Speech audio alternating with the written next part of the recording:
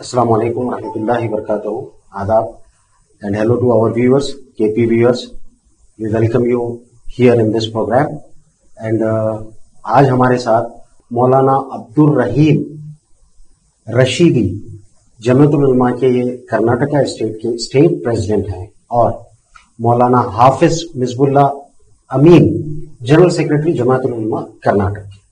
आज ये दोनों हस्तियां हमारे पास यहाँ बीदर तशरीफ लाए हुए हैं क्योंकि जमातुल उलमा का जो है इलेक्शन था जो 2 साल में एक बार होता है। उस इलेक्शन के सिलसिले में बीदर जिले के इलेक्शन के सिलसिले में ये आए हुए हैं यहाँ पे और मैं तहे दिल से इनका इस्तकबाल करता हूँ। अस्सलाम वालेकुम मौलाना। वालेकुम सलाम।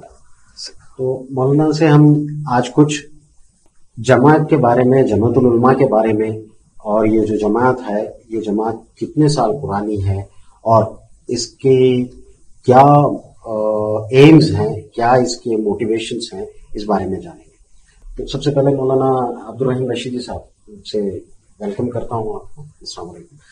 मौलाना, ये जमात का जो इलेक्शन होता है तो इसकी जो बॉडी होती है ये तो कितने साल में एक बार होता है? जी अल्हम्दुलिल्लाह, ये जमीयत उलमा की जो बॉडी बनती है 2 साल तक इसकी मुद्दत होती है। 2 साल वर्क करती है और 2 साल के बाद फिर बाकायदा मेंबर साजी होती है, मुंतजिमा कमेटी बनती है और फिर नई बॉडी बनी जाती है। जी, तो मौलाना इस कमेटी में जैसे डिस्ट्रिक्ट की कमेटी होती है तो डिस्ट्रिक्ट कमेटी में president, vice president, secretary, general secretary के अलावा और कितने मेंबर इलेक्शन के थ्रू इलेक्ट होते हैं? जिस वक्त इलेक्शन होता है तो सदर, नायबे सदूर, कहीं पर जरूरत होती है तो सिर्फ एक, बाकी 3, 4 जितनी जरूरत होती है इलाके के लिहाज से इतने नायबे सदर जो है मुंतखब कर दिए जाते हैं और उसी मौके पर खाजिन का भी इंतखाब होता है, ट्रेजरर का। जी। और फिर जनरल सेक्रेटरी वगैरह का बाद में इंतखाब कर लिया जाता है। कुल 21 मेंबर होते हैं इसके, वक्तन फवक्तन या आपस में मिल बैठ कर जो भी मसला पेश आता है मशवरा करते हैं, जो तय करते हैं उसके ऊपर जो है फिर काम करते हैं। मौलाना, ये जमात जो है 2 साल के लिए एक्टिव रहती है तो ये जमातुल उलमा जो ऑर्गेनाइजेशन है ये थ्रू आउट इंडिया है और ये नेशनल लेवल से चलती आती है। तो ये इसका अंदाजन कितने साल पुरानी है? ये जमीयत उलमा आज से 105 साल पहले कायम हुई थी, यानी आजादी से पहले से, आजादी से भी पहले जो है ये जमात कायम हो चुकी थी। जी, जिस वक्त कायम हुई थी यहाँ के हालात बहुत ही ज्यादा कठिन थे, पूरे हिंदुस्तान पर अंग्रेजों का कब्जा था। जी। तो हिंदुस्तान को मुकम्मल आजादी दिलाने की अगराज व मकासद से ये कायम हुई थी और अल्हम्दुलिल्लाह अपने मकसद में कामयाब रही। पूरे हिंदुस्तान की राय आम्मा हमवार की और हिंदू क्या, मुसलमान क्या, सिख क्या, ईसाई क्या, सब इसके अंदर जो है एकजुट होकर एक आवाज में सब ने आजादी चाहिए तो अल्हम्दुलिल्लाह आजादी मिल गई। जमीयत उलमा ने इसकी जो है क़ियादत की। तो मौलाना, अब जमात किन मुद्दों पर काम करती है या इसका मोटिवेशन क्या है, इसके एम्स क्या है? इसके अगराज व मकासद में जी, एक तो हिंदुस्तान में मुख्तलिफ मज़ाहिब मसालिक के लोग आबाद हैं। जी। तो किसी मुल्क के खुशहाल रहने के लिए, आबाद रहने के लिए जरूरी है कि उनका आपस में मेलजोल हो, एक दूसरे से मुआविन बनकर रहे, एक दूसरे से ताल्लुक रहे, एक दूसरे से मोहब्बत के साथ में मिले जुले तिजारत करें। तो एक मकसद तो ये है कि जितने यहाँ पर मज़ाहिब मसालिक हैं सबको जो है मिला जुला कर जो है आपस में इत्तिफाक और इत्तेहाद के साथ में रहें, इस मकसद के लिए काम करती है। आपने देखा होगा कि बहुत सारे प्रोग्राम जो है इसी उन्वान पर होते हैं कि इसके अंदर मुख्तलिफ मज़ाहिब के गुरु को, उनके सरबराहान को जोड़ा जाता है और आम लोगों के अंदर उसका पैगाम ये पहुंचाया जाता है नेशनल इंटीग्रेशन के ऊपर। जी। तो इस मकसद के लिए भी एक काम करते हैं। इसके अलावा जो है بہت سارے کام ہیں اس میں، جیسا کہ آج کل یہ چل رہا ہے کہ بہت سارے نوجوان ان کے اوپر الزام لگا کر قید خانوں میں ڈال دیا جاتا ہے. تو جمعیت علماء جو بھی مظلوم ہے، بے گناہ ہے، اس کے جو ہے لیگل تعاون کرتی ہے. جو بھی قانونی اعتبار سے اس کی مدد ہم کر سکتے ہیں اس طریقے پر اس کی مدد کرتے ہیں، تعاون کرتے ہیں. الحمدللہ حضرت مولانا سید ارشد مدنی مدد العالی جو ہمارے قومی صدر ہیں، آپ کے پاس جو ہے درخواستیں آتی ہیں، آپ کو لوگ آتے ہیں، ملتے ہیں، اپنی پریشانیاں رکھتے ہیں، تو حضرت جو ہے جس علاقے کا وہ مسئلہ ہوتا ہے اس علاقے والوں کو جو ہے متوجہ کرتے ہیں، اور پھر اس کے لیے جو بھی ضرورت ہوتی ہے وکلاء کا رکھنا اور ان کی فیس ادا کرنا وغیرہ وغیرہ جو بھی کام ہوتا ہے. بہت سی مرتبہ ایسا ہوتا ہے گھر کا کمانے والا ایک ہی ہے اور وہی الزام لگا کر اس کو قید خانے میں پہنچا دیا گیا اور ہے بے گناہ، تو اس کی صفائی کے لیے عرصہ دراز لگ جاتا ہے. تو گھر کا چلانا، ان کے بچوں کا پڑھانا، اور پھر ان کے بوڑھے ماں باپ ہیں ان کا علاج معالجہ وغیرہ، تو ایسی بھی درخواستیں آتی ہیں. تو حضرت سب کا خیال رکھتے ہیں، ان کے گھروں کا بھی جو ہے گھر والوں کا بھی تعاون کرتے ہیں، اور ان کے کیس میں جو بھی قانونی اعتبار سے مدد کی ضرورت پیش آتی ہے وہ سب حضرت کرتے ہیں.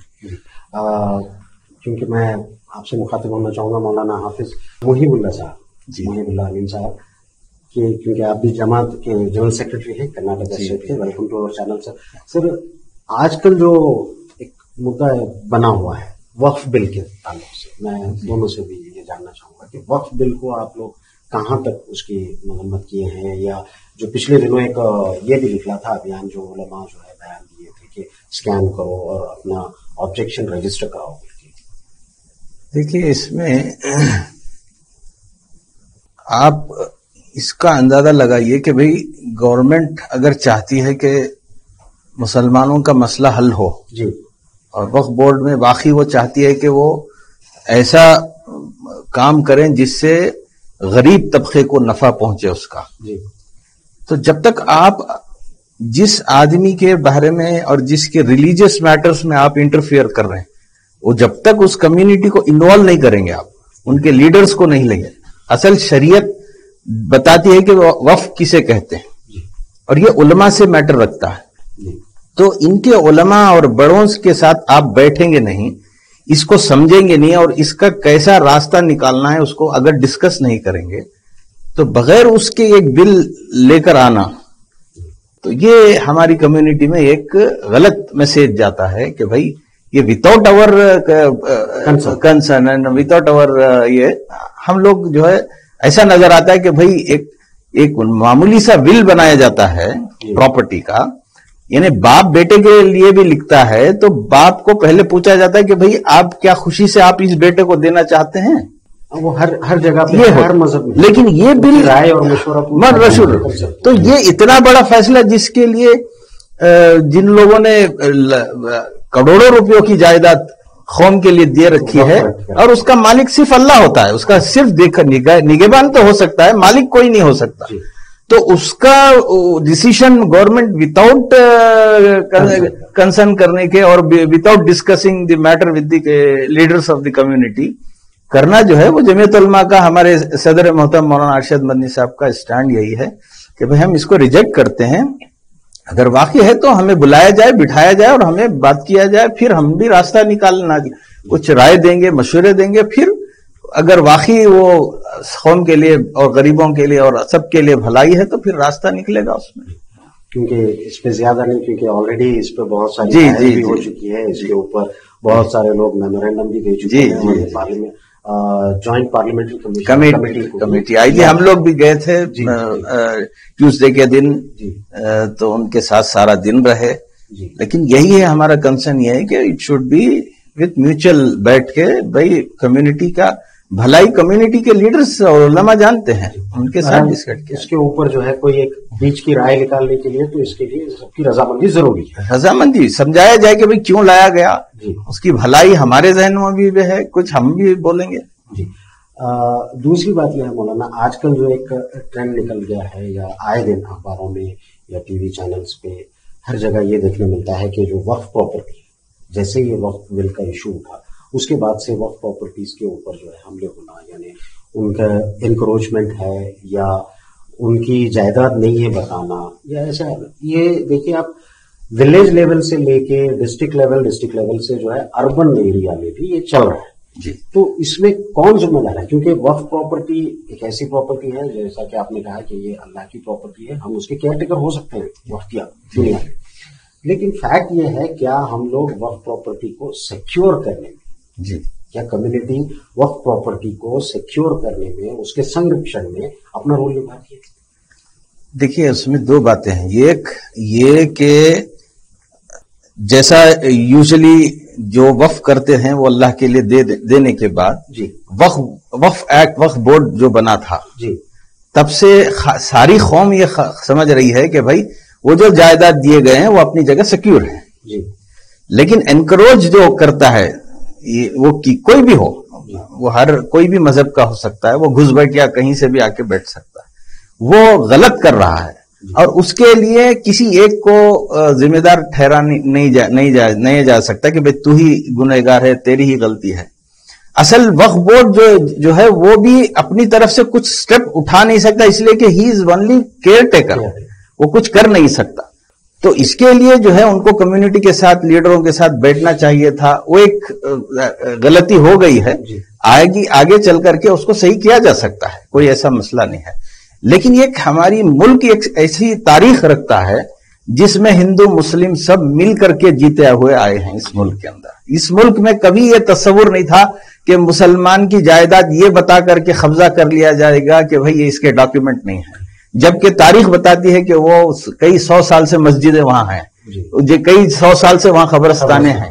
تو وہ ایکٹ بائی یوز یعنی جو یوز کر رہے ہیں برسوں سے کئی 100 سالوں سے ہر چیز کا ڈاکیومنٹ ملنا بھی مشکل ہے نا. بہت سالوں سے گورنمنٹ ہندوستان آزاد ہونے سے پہلے سے قبرستانیں ہیں مسجدیں ہیں عیدگاہیں ہیں. تو اس کے لیے یہ کسی پر ابھی یہ کہنا کہ بھئی وہ غلط ہے اس کا غلط ہے اسی کی غلطی ہے یہ بتانا بڑا مشکل ہوگا. لیکن یہ یقین ہے ہمیں کہ بھئی برادران وطن بھی وہ کسی کا حق نہیں ماریں گے. یہ تو صرف پولیٹیکل ایشوز ہے جو صرف ووٹ لینے کے لیے یہ سب کام ہو رہے ہیں لیکن اگر پبلک سے پبلک کو بٹھایا جائے تو میں سمجھتا ہوں کوئی ہندو بھائی ایسا نہیں ہوگا یہ اس کی تائید کرے کہ تم مسلمان کی جگہ کو پکڑ لو. تو بے شک ایسے تو ماحول ہے جی یہ پولیٹیکلی موٹیویٹڈ کچھ الگ ہوتے ہیں اور بھائی چارے کے مدعے کچھ الگ ہوتے ہیں گراؤنڈ پہ کچھ الگ بات ہوتی ہے جی برسوں سالوں ایک دوسرے سے جڑے ہوئے گھروں کے ساتھ رہتے ہیں چاہے کسی بھی مذہب کے بالکل کوئی ایسا ایشو نہیں ہوتا جی حالانکہ آج کے اس ٹیکنیکل دور میں اتنی بھاگ دوڑ کے دور میں بھی آج بھی اگر ہمارا پڑوسی کسی بھی مذہب کا ہو تو ایک دوسرے میں کوئی مذہب یہ نہیں سکھاتا ہے کہ اپنے پڑوسی سے آپ نفرت کرو یا گھرنا کرو. ظاہری بات ہے انسانیت آج بھی ہے تو جس کی وجہ سے ہم ایک دوسرے کی مدد کے لیے بالکل اپنے آپ کو پیش کریں.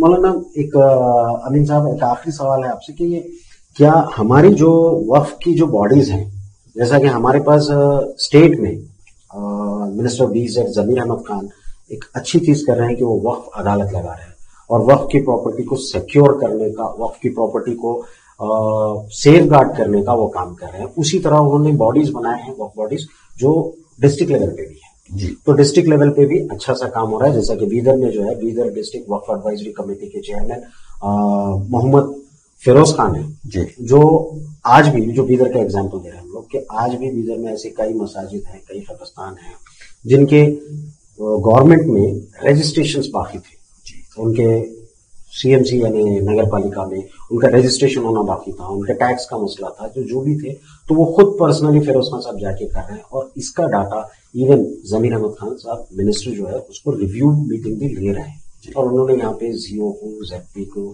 ڈی سی کو سب کو انسٹرکشن دے رکھے. تو اسی طرح مولانا آپ یہ ایڈوائز نہیں کرنا چاہیں گے ہماری جیسی جماعتیں ہیں یا ہماری جو باڈیز ہیں مساجد کی وہ کسی بھی جماعت سے ہو لیکن وہ لوگوں کو بھی ذمہ داری لینی چاہیے کہ بھئی ہاں یہ وقف پراپرٹی ہے اگر یہ جگہ کو ہم خالی چھوڑ دیتے ہیں کیونکہ آج کا ماحول تو ایسا ہے کہ جہاں بھی خالی رہ رہی ہے جگہ تو دو چیزیں ضرور ہوتی ہیں یا تو وہاں پہ قبضے یا نہیں تو پہلے وہاں پہ کچرا ڈال دیا جائے. یہ عام بات ہے. تو مولانا ایسا میسج بھی تو جانا چاہیے. جی ضرور جانا چاہیے، اس لیے کہ اسلام جو ہے ایک ایسا مذہب ہے جو آپ کو جینے کا طریقہ بتاتا ہے. جی. وہ لین دین کا بھی طریقہ بتاتا ہے. جی.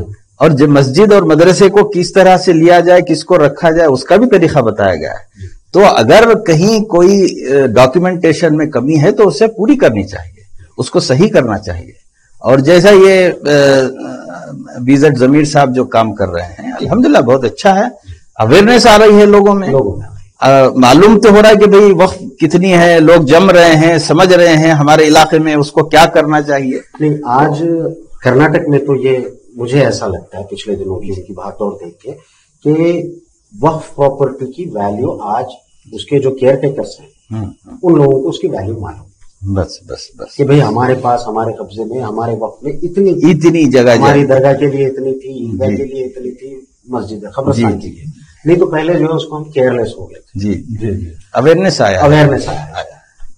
مولانا ایک آخری سوال ہے کہ آج کے یوتھ اور جنریشن کے لیے آپ کا کیا میسج ہے؟ آپ بھلے ان کو دونوں جینڈرز کو لے لیجئے، میل اور فیمیل، نمازوں کے تعلق سے بھی اور ان کے رہن سہن. بس ایک ہر آدمی کو ایک ذمہ دار شہری ہوتے ہوئے اپنے ملک کے، اپنے مذہب پر چلنا چاہیے، اپنے دینی فرائض کو انجام دینا چاہیے.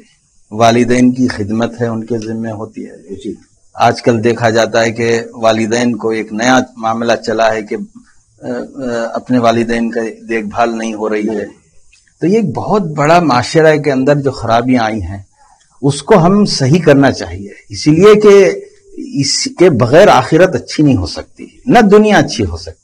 اور ایسا نہیں لگ رہا آپ کو یہ ساری چیزیں اگر ہم کچھ ڈیکیڈز پہلے جائیں تو وہ چیزیں عام تھی ہمارے پاس، اور اب ہم اس سے دور ہو رہے ہیں. جی. جیسے بڑوں کی عزت، استاد کی عزت، ٹیچر کی عزت، اور ہمارے بزرگوں کی عزت، پھر اس کے والدین کی بھی عزت، اس سے ہم اور آج کا جنریشن تھوڑا سا دور ہو رہا ہے. جی. تو کہیں نہ کہیں ایسا تو نہیں ہے کہ ہماری جو اسلامک ٹیچنگز ہے آج کا جنریشن اس سے دور ہوتا جا رہا ہے؟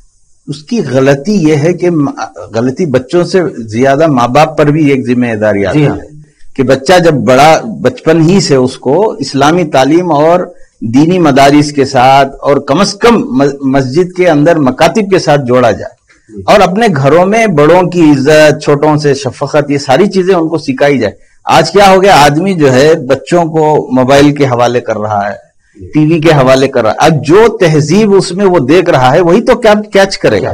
تو اسی لیے جو ہے بہت معاشرے کے اندر خرابیاں آ رہی ہیں. اسے ہمیں اپنے ماں باپ کو اپنی اولاد کی فکر آج کریں گے تو کل بڑے ہو کر وہ ان کے ماں باپ کی فکر کریں گے. تو ایک بات تو وہ ہے. دوسری بات یہ نشے کے تعلق سے بھی بہت سارے نوجوان جو ہے نشے کی علت میں یہ ڈرگز کے اندر جا کر یہ ہو رہے ہیں، تباہ ہو رہے ہیں، زندگیاں تباہ ہو رہی ہے. بھائی اللہ نے زندگی ایسی دی ہے، خوبصورت ہے، صحت آپ کو دی گئی ہے، اور آپ اپنے ہاتھوں سے اس کو برباد کر رہے ہیں. تو اس کے لیے کہیں نہ کہیں ہمیں بڑوں کو بھی چھوٹوں کو بھی بیٹھ کر سوچنا چاہیے. اس کے لیے کمیونٹی لیول پر ایک بیٹھک ہونی چاہیے اور سب مل کر کے ان تمام چیزوں کے لیے ایک فائٹ کرنی چاہیے، لڑائی لڑنی چاہیے، تاکہ ہمارے معاشرے میں جو خرابیاں ہیں وہ دور ہو سکیں. مولانا رشیدی صاحب، آپ سے ایک آخری سوال. کیا جماعت العلماء یہ سوشل ایشوز میں بھی ایکٹیو رہتی ہے؟ جیسے کہ گھریلو پرابلمز ہیں تو دینی معاملوں سے اس کو حل کیا جاتا ہے، جیسے شوہر اور بیوی کے جھگڑے ہیں، یا ماں باپ اور یا زمین جائیداد کے حصوں کا مسئلہ ہے. جی، جمعیت العلماء کا ایک شعبہ محکمہ شریعہ بھی ہے. جی. اور بہت سارے ریاستوں میں اور بہت سارے اضلاع کے اندر یہ قائم ہے محکمہ شریعہ. وہاں پر جو ایسے مسائل آتے ہیں تو ان کو حل کیا جاتا ہے، اور بہت ہی آسانی کے ساتھ میں لوگ جو ہے اسے قبول بھی کر لیتے ہیں. اس لیے کہ آپس میں مل بیٹھ کر جب بات کرتے ہیں تو کچھ نہ کچھ اس میں جو ہے ایک دوسرے کی غلط فہمیاں سامنے آتی ہیں تو اس کا حل نکل جاتا ہے، خوشی خوشی اسے قبول کر لیتے ہیں. اس میں جو ہے کم وقت کے اندر بہت سارا فائدہ ہو جاتا ہے. محکمہ شریعہ کے عنوان پر جماعت جو ہے ان معاملوں میں بھی کام کرتی ہے. بہت بہت شکریہ مولانا رشیدی صاحب اور مولانا امین صاحب آپ کا کہ آپ یہاں تک آئے اور ہمیں خاص طور سے کے پی چینل کو وقت دیے. بہت بہت شکریہ. شکریہ.